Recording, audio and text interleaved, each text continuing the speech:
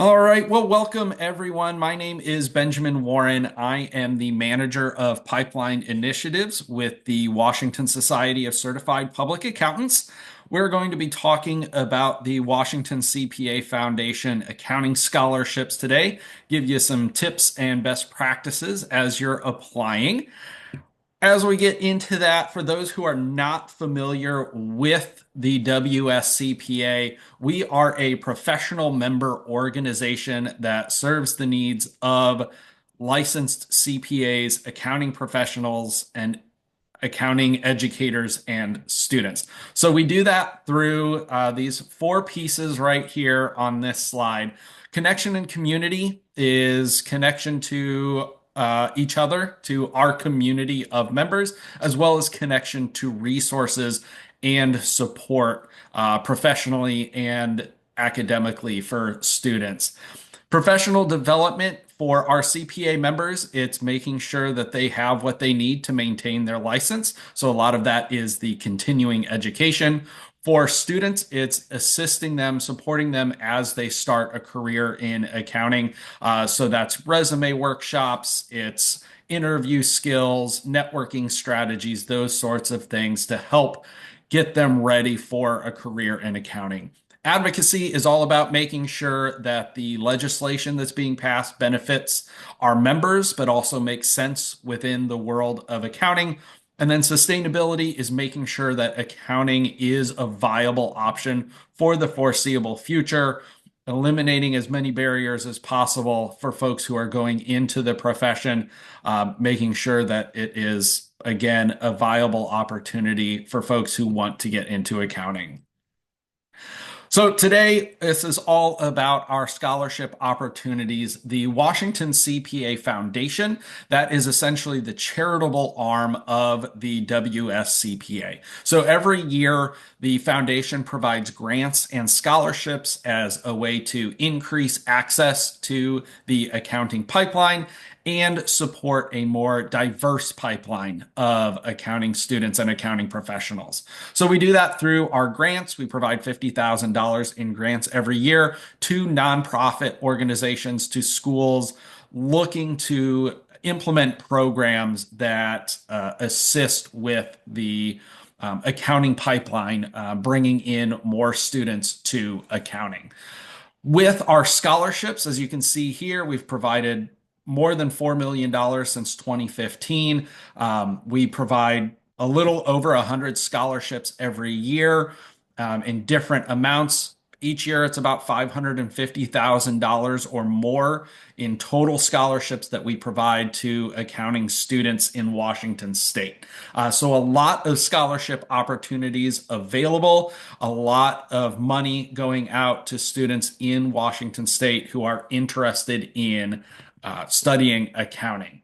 So the programs themselves are broken down into two main programs. And don't worry if you miss the QR codes or anything like that. Again, I'll send out the recording and I'll also make sure to include links to any of this information, any of the QR codes that I talk about during the presentation. So this scholarship for the $2,000 award is what we refer to as our associate scholarship. This scholarship program is for students who are entering in fall 2025 their first or second year in college, their freshman or sophomore year. What that looks like is entering fall 2025 with less than 30 semester or 45 quarter credits. So there is a credit minimum, maximum on that scholarship. The other eligibility requirements here, 2.5 GPA or higher. And this one is a little bit more flexible compared to the other one that I'll mention here in a second. Students who are planning on pursuing accounting certainly eligible to apply, but this is more flexible in that if a student isn't quite sure yet, we understand somebody coming from high school or somebody who's currently a first year college student might not be 100% sure that they're going to go into accounting, but they're interested in it and thinking about related fields. So business, finance, economics, those sorts of things. Students interested in accounting, whether they're planning to pursue it or just trying to learn more, are eligible to apply for this scholarship. And then, like all of our scholarships, must be enrolled or enrolling in an accredited Washington State College or university, and then well-rounded with some community involvement. Community involvement, I'll get into in a little bit, but basically anything outside of the classroom counts towards community involvement. The other scholarship program, this is for students who are going to be entering their junior year in fall 2025 through master's and PhD students. So the eligibility requirements are going to be very similar, that 2.5 GPA or higher, Washington State school, and community involvement. The two major changes between the associate and the accounting scholarship. This one is the grade level, again, incoming juniors through master's and PhD students, and they must be an accounting major who is planning to take the CPA exam. So a little bit less flexibility with that, needs to be an accounting major planning to take the CPA exam. So that's the basic eligibility. If you've already started going through the application process, you should be familiar with that. If you haven't yet, hopefully that helps you figure out which program you should be applying for. And if you're not sure, you can always reach out to us. I'll have contact information later on, and we can help you pick which one best suits your current situation. So with the applications themselves, there are a few components other than the application, some additional documentation that you need to submit. First is the resume. This is optional for the associate scholarship. It's not necessarily recommended, but it can help you really stand out in terms of your academics and certainly that community involvement that I'll talk about. But there are places within the application itself and within the essays where you can flesh that out a little bit more too. Next is the unofficial transcripts. You need unofficial transcripts from all colleges, universities that you've attended. If you are a current high school senior, that just means an unofficial transcript from your current high school. But if you have started off at a school and have transferred to one or more other colleges or universities, we need transcripts from all of those that you have attended, even if it's just one class. We need those unofficial transcripts for the application. Next is the 3 essays. These are short essays at 500 words or less. And we really mean 500 words or less, 250 words, 300 words, right? You don't need to meet a minimum in order to submit the essay, 500 words or less. And I'll talk more about the specifics of those essays a little later on. And then a recommendation for the associate scholarship. This is just an online form that somebody's going to fill out for you. Typically, that's an educator, maybe a supervisor or volunteer coordinator. If you have a mentor, a professional that you're familiar with and who's familiar with you, somebody who's going to give you a good recommendation. For the associate, again, it's just an online form that they need to fill out. For the juniors, incoming juniors and above, that accounting scholarship, this is a letter of recommendation. So it's something that that recommender needs to submit in the application. I'll talk about what we're looking for on that letter of recommendation. But again, educator, supervisor, mentor, volunteer coordinator, somebody who's going to give you a good letter of recommendation. The next component is a GPA calculator worksheet, and this is only for the juniors and above. This is not part of that associate scholarship, but the GPA calculator worksheet is an Excel spreadsheet where you're essentially entering your grades for your major. Accounting, management, business. There's a whole list in the worksheet, spells it out what you actually need to input. But this really helps our reviewers narrow down what a student's GPA is in their major of accounting. This also helps reviewers understand the level of classes that somebody is taking, if their grades are improving, all of that, very helpful. And it's helpful to students to be able to calculate their major GPA, so they're not struggling with it, not making mistakes, those sorts of things. Helpful for our reviewers and for our students. And then you'll just need your the transcripts, again, all transcripts from all college coursework, and you can download a copy of the worksheet on the application itself. There are some blog articles I'll send out where you can download it as well. But again, this is only for the scholarship program for juniors, incoming juniors and above. It is not part of the associate scholarship. So if you're applying for that one, you don't need to worry about that. And this is where we get into the community involvement. So again, anything outside of the classroom. So it's essentially showing your non-academic merits. Much like you see in this image here, a scout has their badges. It's being able to show what achievements you personally have accomplished outside of the classroom. And I do see a question that's come in. Feel free to put questions in the chat. I also have a few breaks as we're going through this for you to ask questions as well, but certainly feel free to ask questions. The question is, for the calculator spreadsheet, do we put courses that are currently in progress or only completed courses? You only put completed courses on the worksheet. On the worksheet, there are directions. There is also a sample worksheet within that download that you can check out. And I will provide, again, a blog article that kind of discusses the worksheet as well. Going back to our community involvement, some of the things that might count or that you might want to highlight in your application, certainly volunteerism. Any sort of volunteer work you've done within your community, any professional organizations that you're a part of. So WSCPA would be one, the AICPA, if we're looking at accounting specific ones. I will note you do not have to be a part of the WSCPA to apply for the scholarship, but certainly if you are, making a note of that on your application.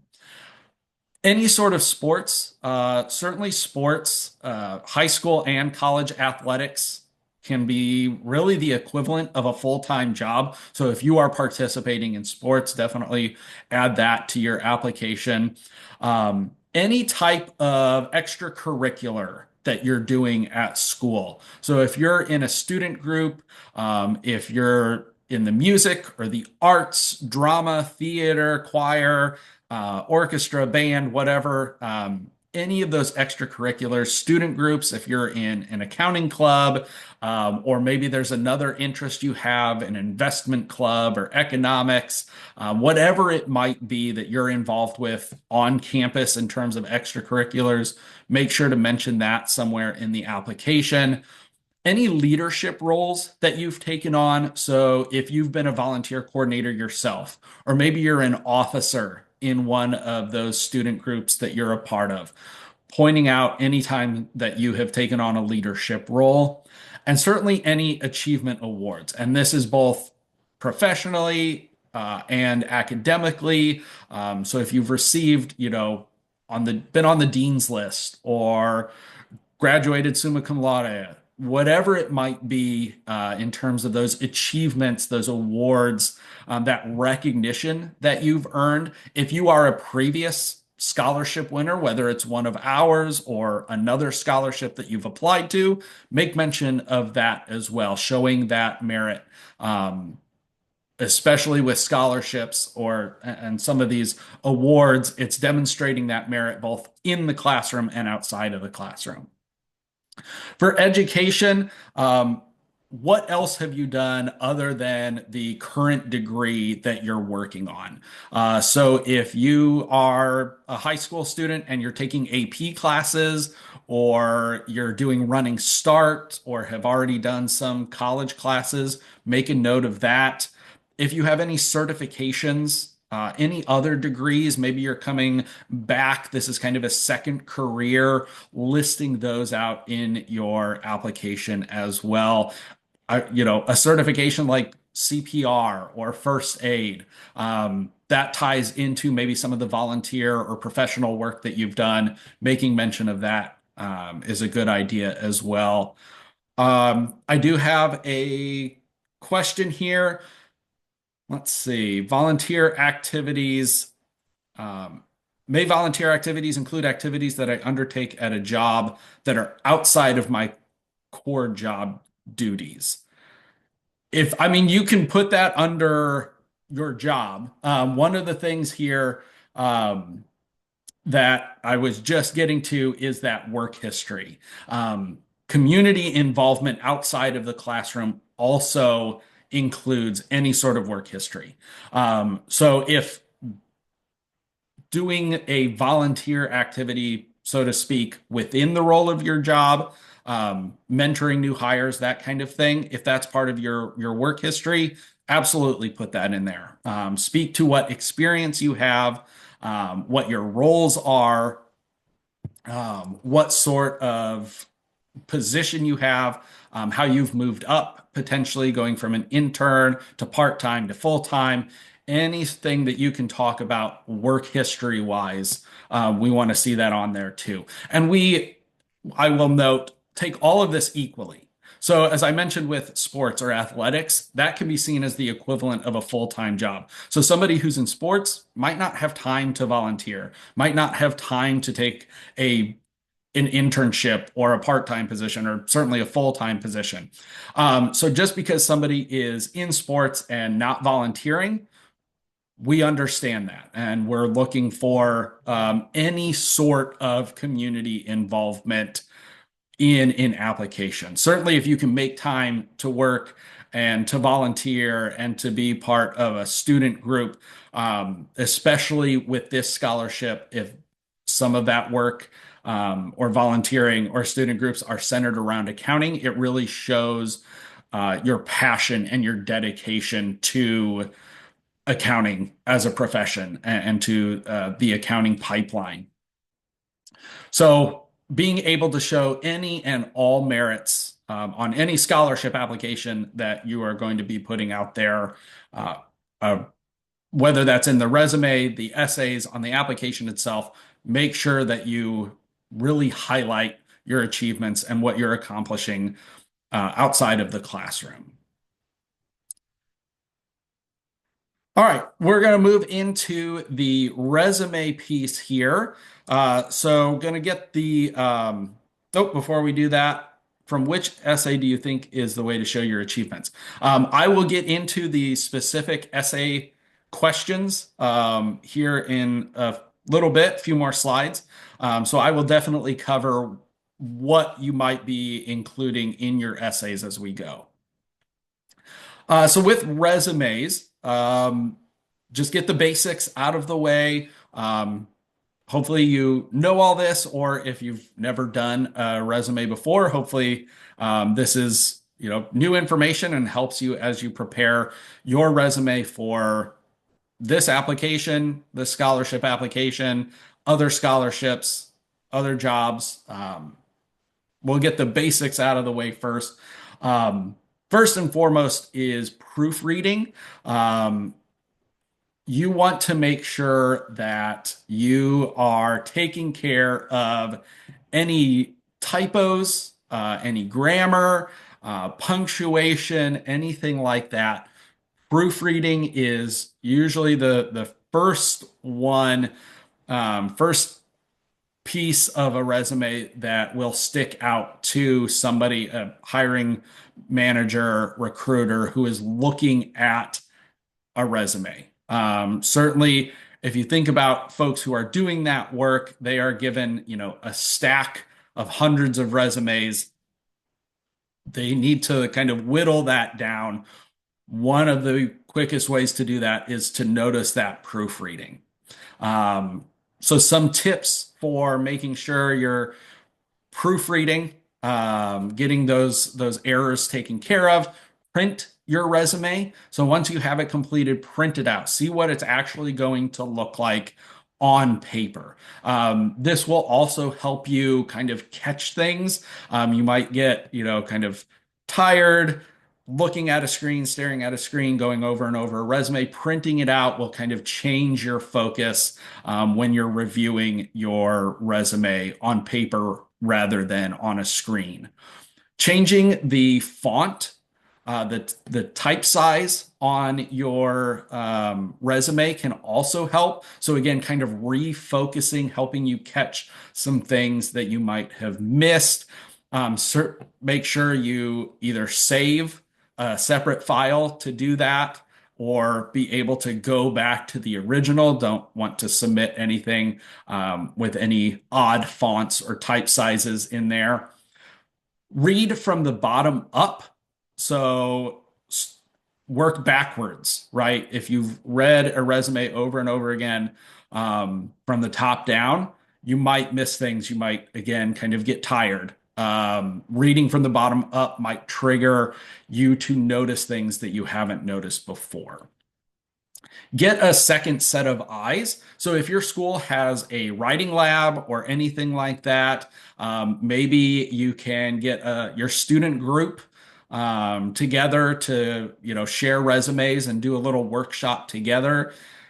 Some schools or organizations like the WSCPA, we do like resume reviews, get feedback from professionals, whatever you can do to get at least one other person to read your resume, catch any of those issues, the proofreading issues, catch any formatting issues, those sorts of things.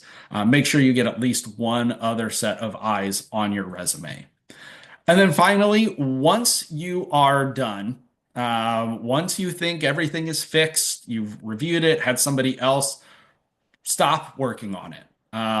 The more you attempt to change it, the more likely it is that you're going to introduce additional errors, new typos, new grammar, that sort of thing into your resume. So when you think it's done, be done, and leave it at that. After proofreading, or with proofreading, another point here is length. Think about what your resume says. Typically, it's around a page for every 5 years of experience. Certainly at this stage, 2 pages is probably a good length. Going over 2 pages, you start to run into issues with length. With accountants specifically, or I guess really any resume job that you're going for, people are looking, those hiring managers, the recruiters are looking for somebody's ability to kind of synthesize information and prioritize what they want to say, and then being able to convey it in a detailed way without rambling or providing unnecessary details.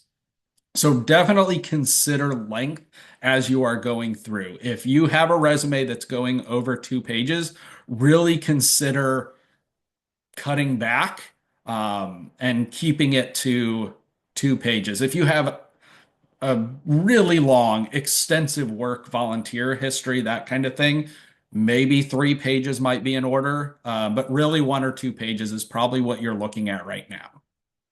And then substance over style. So you are not applying for a position in graphic design, anything like that. This is a scholarship application.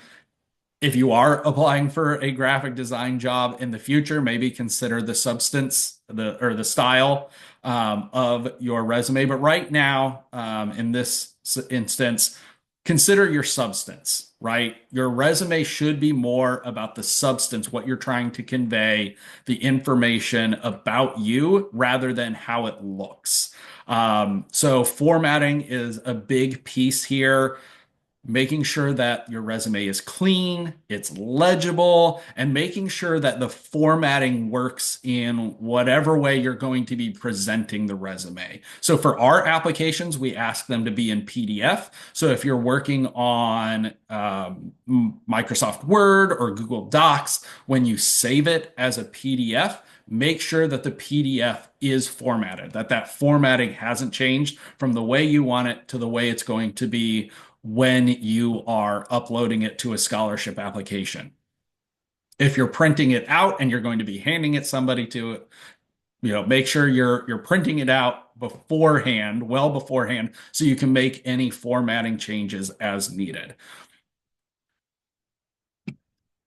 With the new rules, now that we've gone over the basics, some of the new rules to keep in mind when you're working on a resume is keep everything above the fold. So your best stuff should be on the top third of the resume. That is what somebody's eyes are going to go to as soon as they check a resume. So make sure the best stuff is on the top third. Your education for accountants or accountant positions or accounting students, what is your plan with the CPA exam?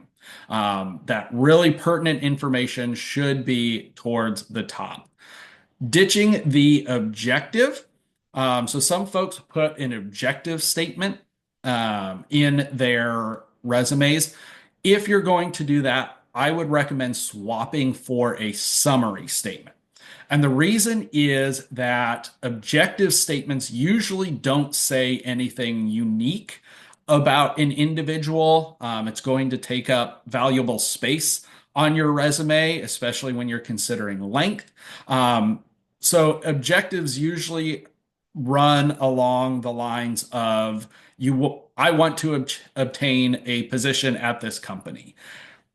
That's not very unique. It doesn't really say anything about you. You're submitting an application, or you're I'm sorry, you're submitting your resume or submitting an application for a scholarship, whatever it might be. That doesn't really stick out. It doesn't say anything about you. So you want to try something that's a summary statement, who you are, why you fit for this role or this scholarship. So if you're going to be doing any type of statement, make sure it's a summary about who you are rather than what your objective is by putting this application or this resume in, because everybody's going to be going after that same objective by just submitting the application or the resume. We already understand what your objective is. For the address, you don't need to put a home address on there. Email is fine. Phone number might be okay if you're willing to share that. But make sure that they can get in touch with you. If you're putting an email address on there, make sure it's a professional email address. Your name, something like that. Not like a nickname or a silly phrase or anything like that. Make sure it's a professional email address, and make sure it actually goes to you and it's one that you actually check. If you're putting your phone number on there, make sure that it's actually your phone number, that you're going to be answering the phone. Quickest way to get passed up is you don't respond to that email or to that call. And then the New York Times test, if your resume was on the front page of the New York Times, does it look good to you? Are you willing to share that information?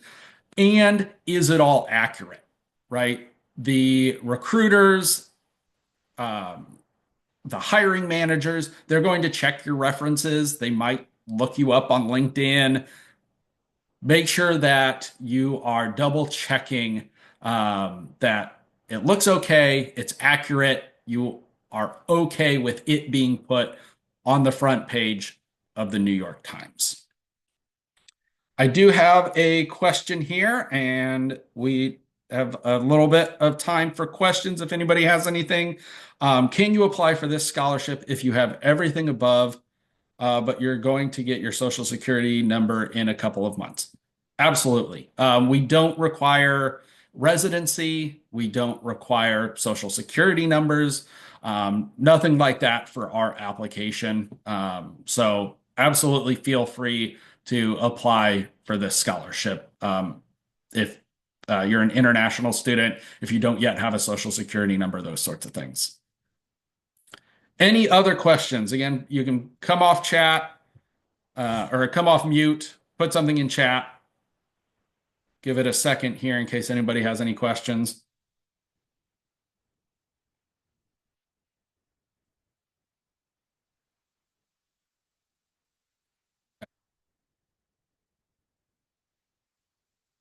All right. I don't see anything, so we're going to move into essays. Essays are always a big part of scholarship applications, college applications. So making sure you have the tips you need to put forth the best essay for whatever it is you are applying to. So for essays, and certainly for ours, we typically tell students to remember passion, service, and storytelling. Keeping those in mind really makes for a very compelling essay. You are sharing your passion with the accounting profession. You are providing information about your service within that world. So that kind of community involvement piece, whether it is work experience or student extracurriculars, student clubs, volunteer work, anything like that, talk about how you are involved in that community, in that world. And then storytelling. You want it to be, again, compelling, and you want to share your story.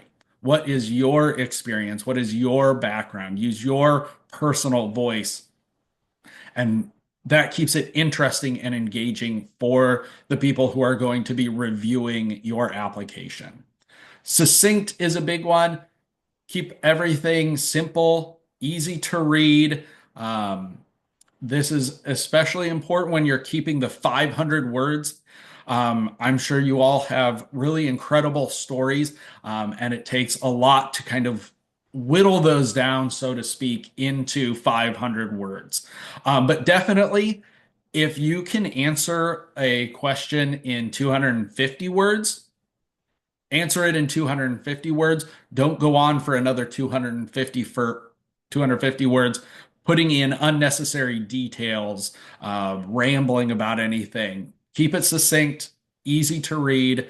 Um, Answer those prompts that you're going to get. Got a couple questions here. Can I put extracurriculars I did in high school on the application, even if I'm already in college? Potentially, it depends on how far along in college you are.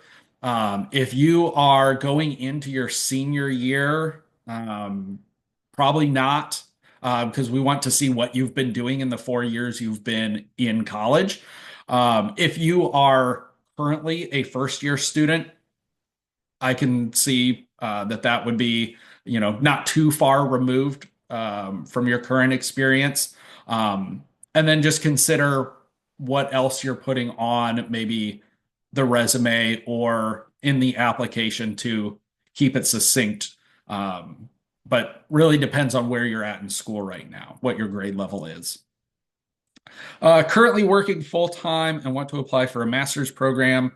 Need some classes to finish up. Well, I need to wait until I get accepted to the master's. No, we do not have any requirements or restrictions around full time, part time, taking a couple classes here and there. If you can use the scholarship award for one semester and one class, that's perfectly fine.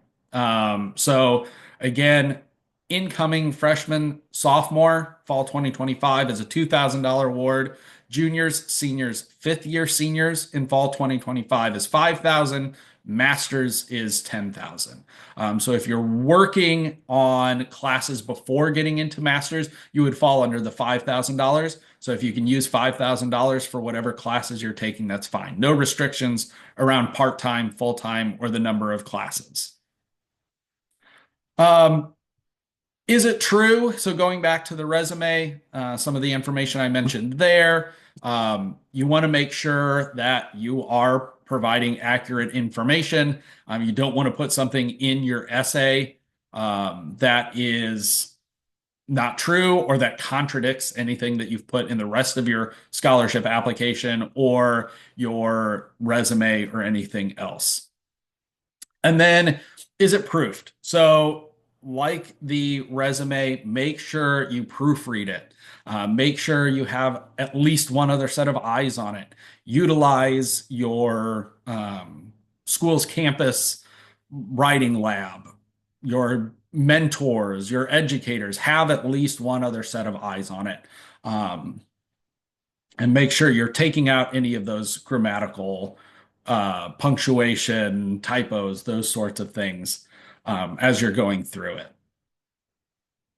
Um, Before I move on, got a couple others.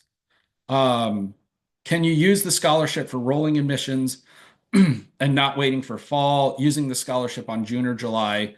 And can you get the whole amount all at once? So we do have some flexibility in sending scholarships in for summer classes.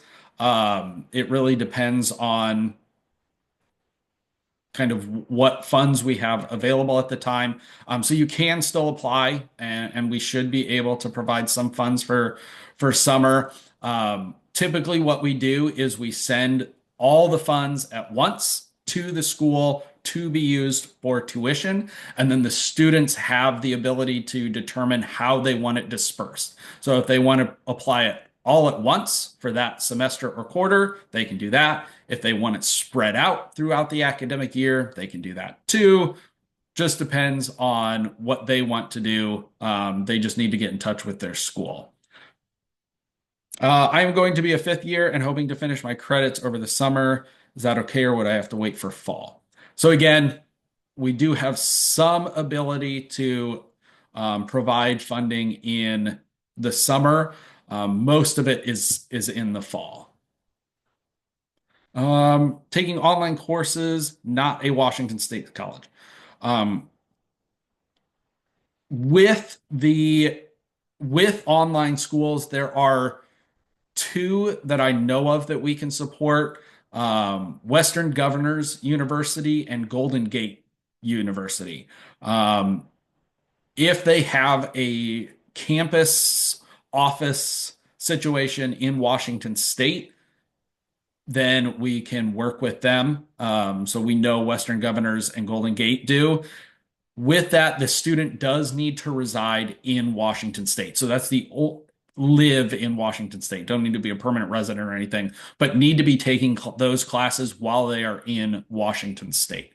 So unfortunately, if that doesn't fit, then you wouldn't be able to apply to these. But I can provide additional information on other scholarship opportunities for folks that this one with the WSCPA doesn't work with, and can send those out with the email later this afternoon. If the university you put in your application is not the school you end up going to, that's fine. We confirm where somebody is actually going to go once they've been accepted to receive a scholarship. So we do confirm that. We do have students who put one thing down on their application, and then they change their mind after they're chosen to receive a scholarship. That's fine. All right. Next up, a little bit more information when you're thinking about essays. What is your story? I mentioned this using your personal, authentic voice to tell your story, that passion, service, and storytelling. Really remember to keep those in mind while you're writing your essay. You want to know who is going to be reviewing your essay or your application. For us, for this scholarship, our foundation reviewers are accounting professionals or accounting educators. So they have a background in accounting. They've been through this process themselves. They understand what firms are looking for, what accounting professionals or companies, business industry, all of that. They're familiar with what this process looks like. And so that's what they're going to be looking for our scholarships is somebody who is really dedicated, really passionate about accounting. That's going to come through a lot in your essays. And you want to stand out. What sets you apart from somebody else? What is your lived experience? What volunteer work experience, that community involvement? What are you doing that makes you stand out as an applicant? And then focus on the details. Don't let distractions cost you. So again, going back to that 500 words or less, really focus on getting the message across within the 500 words and don't try to bump your word count just because you haven't met a 500 word minimum. We don't have that. Maximum 500 words. If you can answer a prompt in under 500 words, that's fine. So we're going to get into the essays themselves. And I won't read these, but hopefully they'll give you an idea of what we're looking for. The only essay that's different is the first essay between the associate and the accounting scholarship. Basically, the first essay is why are you interested in accounting? So going to that passion. What makes you passionate about accounting? How are you going to use accounting to further your academic and professional goals? The second essay is all about how you plan to pay for school, how are you currently paying for it, how will the scholarship directly support you in your academic and professional goals. This one, you really want to focus in on that personal story part, your unique lived experience.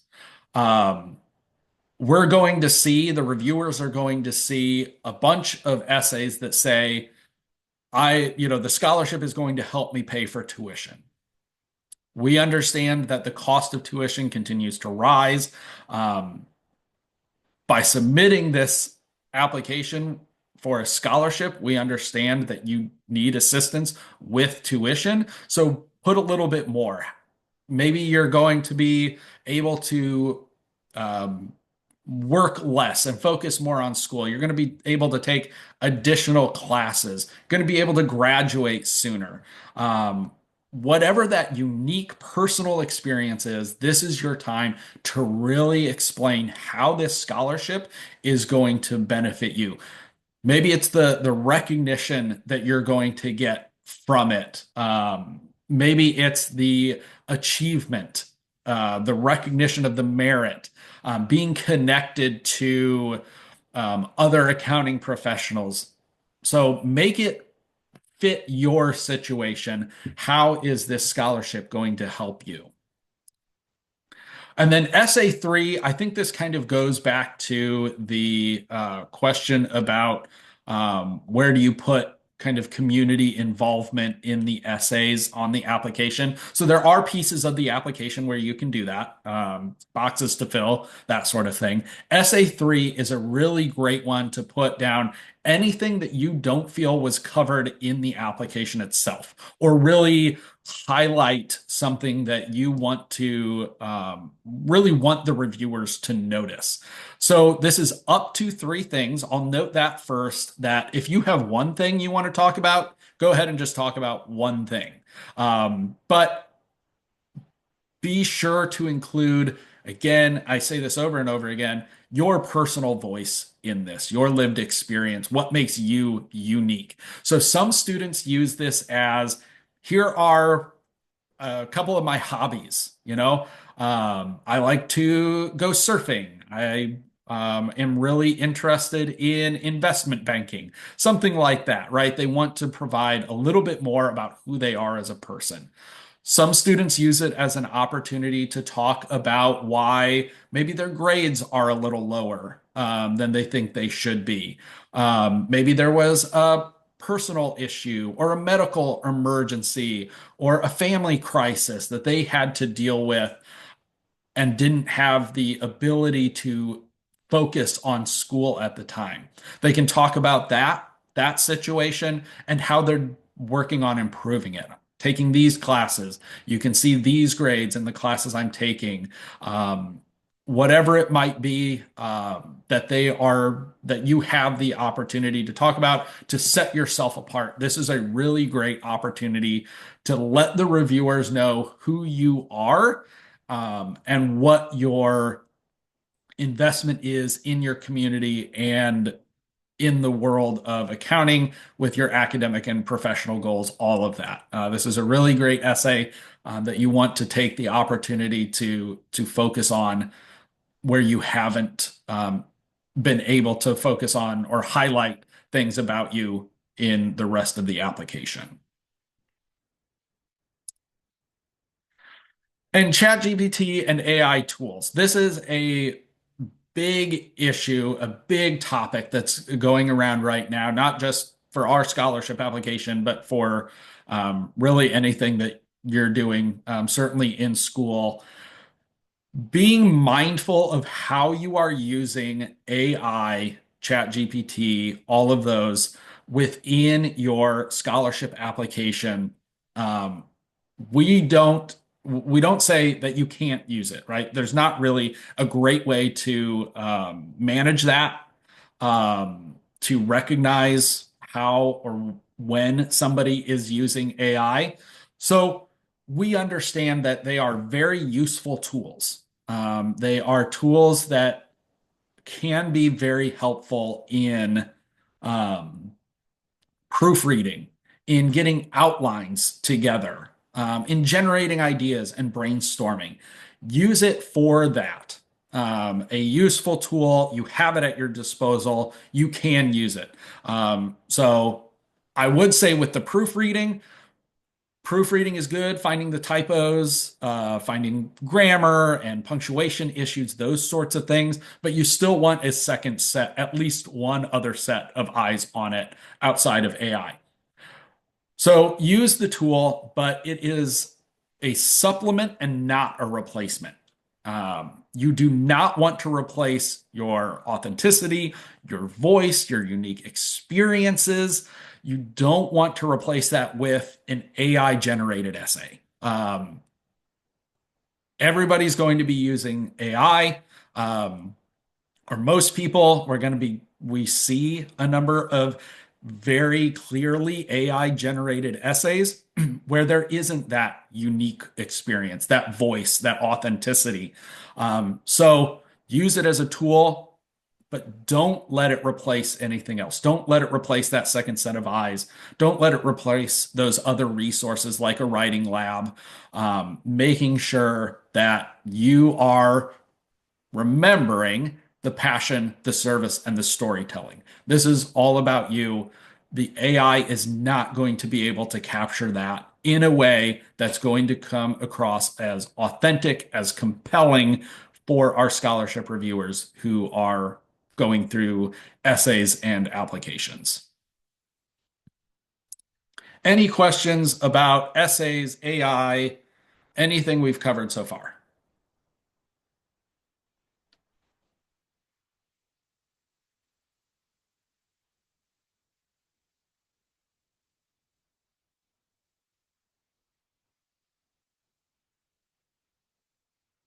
All right. We will go into the last little bit here. So that the last piece or a piece of the scholarship application, and one that you'll probably see in other scholarships is the recommendation. So again, associates, you'll be able to take some of this information, but you don't have to have a letter of recommendation that's submitted. Your recommender will fill out an online form. But some things to keep in mind with the letter of recommendation or a recommendation that you are receiving. Um, Choosing wisely. Who is your recommender going to be? A lot of our applicants use educators. They are a great way. An educator understands how you're involved in the classroom. They might understand how you're involved on campus. Certainly, a supervisor, they're going to know how you're involved in the company, in the firm. They might have an understanding of what your background is, your academic background is. But maybe there's a mentor, a CPA that you know, somebody who has that connection to you can provide a good letter of recommendation. You want to make sure you ask now. So the accounting scholarship, that deadline is February 10th. So you have like 2.5 weeks. So now is the time, if you haven't already asked for a letter of recommendation. Be confident when you ask. Provide a letter of intent, provide a resume. So, the letter of intent, that's going to show why you're applying for the scholarship, how it's going to help you achieve your academic and professional goals. That is going to go a long way with the resume in helping your recommender understand who you are outside of their direct connection to you. So it's going to help an educator understand what your work experience is, or your supervisor understand what volunteer work you do, those sorts of things. Making sure that you are providing some of that information when you are reaching out and asking. You only need one letter of recommendation or one online recommendation, depending on which program you're applying to. So just one. And then you want to make sure you follow up. Um, you don't want to miss out on a scholarship just because you didn't confirm that a letter of recommendation has been submitted. Um, Not all recommenders are going to provide a copy. Maybe they don't feel comfortable about doing that. Um, Even if they've written you an outstanding letter of recommendation. So you don't need to have a copy yourself, but definitely make sure that it has been submitted. So starting a week before, a couple days before, make sure that they have submitted or are confidently going to submit it before the deadline. We can sometimes extend the deadline for recommendations by a day or two, but don't count on that, right? Make sure that that recommendation is going in. We send updates and reminders to our recommenders and to our students who are missing a letter of recommendation. So keep that in mind. Ask ahead of time and then follow up as you go to make sure they're submitting it. And then a little bit here with who do you ask? Um, Basically, not a friend or family member, right? The educator, the supervisor, volunteer coordinator, those sorts of things, you should not be asking a friend or family member. You should provide a letter of purpose or intent, the resume, and make sure you're providing the name of the organization that is providing the scholarship and the name of the scholarship. We get applications that say from a recommender, I recommend this person for this scholarship from this company, and it has nothing to do with us. The information provided in the recommendation might center around accounting, but we can tell that the student, the applicant, did not make sure that the recommender knew what they were applying for or who it was going to. So make sure that the recommender knows organization, Washington CPA Foundation or WSCPA, and the name of the scholarship, Washington CPA Foundation Accounting Scholarship. And if you don't have anyone to ask, maybe there is an educator. Try to ask an educator. They are usually well versed in this process, and they are also typically willing to do it. If you don't have anyone, set yourself up to ask next year. Get involved more closely with an educator. Get those student groups. Start volunteering. Whatever you can do to make those connections. Come to a WSCPA event. Meet some of our professionals. Get involved so that you do next year have somebody who can provide a recommendation. And then some little information here. Again, associate scholarship is due on April 15th, so you have some time for that one. But incoming juniors and higher, February 10th. So February 10th by midnight. So you only have 2.5 weeks. Start now. You can start the application, start working on the materials, and you can save it as you go. So you don't need to put everything in there and start working on it the night before. You can do it now, start it now, and save it as you go. If you have any questions, need any assistance, contact me. That email address right there goes directly to me. I am happy to provide any sort of assistance, even including meeting through Teams or Zoom, doing an online meeting to talk about the scholarships. If you have any troubleshooting issues, the tech side of things, that's through Kaleidoscope, where you're going to be applying. So reach out to them with any sort of tech issues. If you have issues reaching out to them, reach out to me and I can get you connected to them. Some additional information and resources. The WSCPA is a big resource for this scholarship. It's our scholarship. So that email address, I put it up there again because please feel free to reach out to me. We have a blog. I'll send some of those links. A few of our articles talk about the scholarship, some tips, some advice, how to make sure you submit it in time, making sure you're keeping track of that deadline. Our YouTube, this will go up on YouTube eventually, hopefully next week. So you can, I'll send out the link for it, the recording, so you'll have it today, but to refer back to it in the future, that YouTube link, we have some previous scholarship information as well. So you might check those videos out. The campus resources, I mentioned writing labs, the student groups you're involved with, those sorts of things. There is a podcast called the Scholar Budget Podcast, where they talk about different scholarships and different tips and tricks and best practices. Not to toot my own horn, but I was interviewed on that podcast, but all sorts of other organizations providing all sorts of advice on scholarship submissions. And then look up other directories.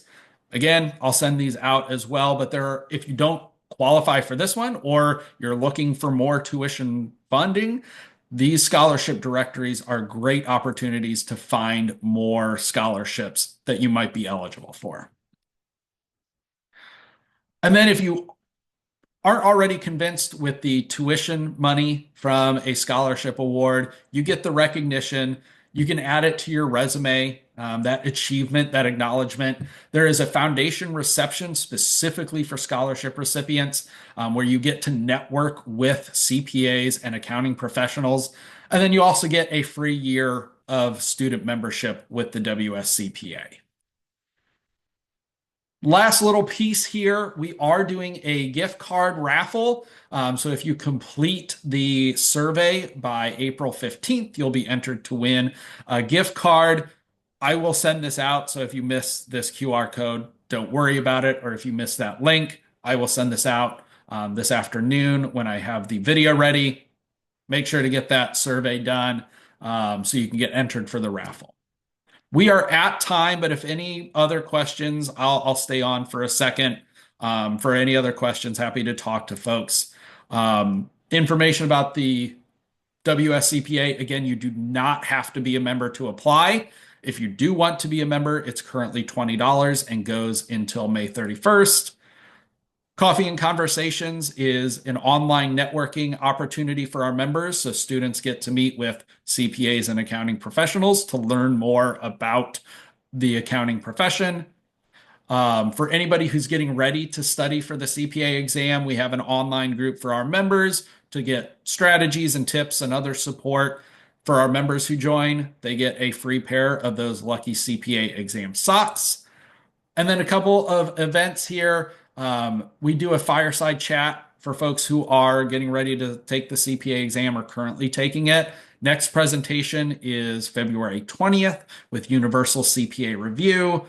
We also offer our members opportunities to network at our conferences. So if you're interested in governmental accounting or international tax or anything like that, we can connect you to our professional members who are doing that work through conference networking. Don't need to come to the whole conference, can just come and network with some professionals, have some refreshments, easy, fun, great way to get more involved. And then this is my contact information. Like everything else, I'll send this out. Please feel free to reach out to me, email, call. My email has a booking link in it. You can schedule a meeting if you want to meet one-on-one on Teams to chat about accounting or the scholarships or whatever else you might need support with. So please feel free to reach out. Use me, use the WSCPA as a resource. With that, that is everything I have. So I'm going to end the recording, but I will stay on for a couple more minutes in case anybody has any questions that they want to put in the chat or come off mute and chat. So thank you very much for being here. I will send all of this information out later this afternoon. Please reach out if you need anything and have a wonderful weekend.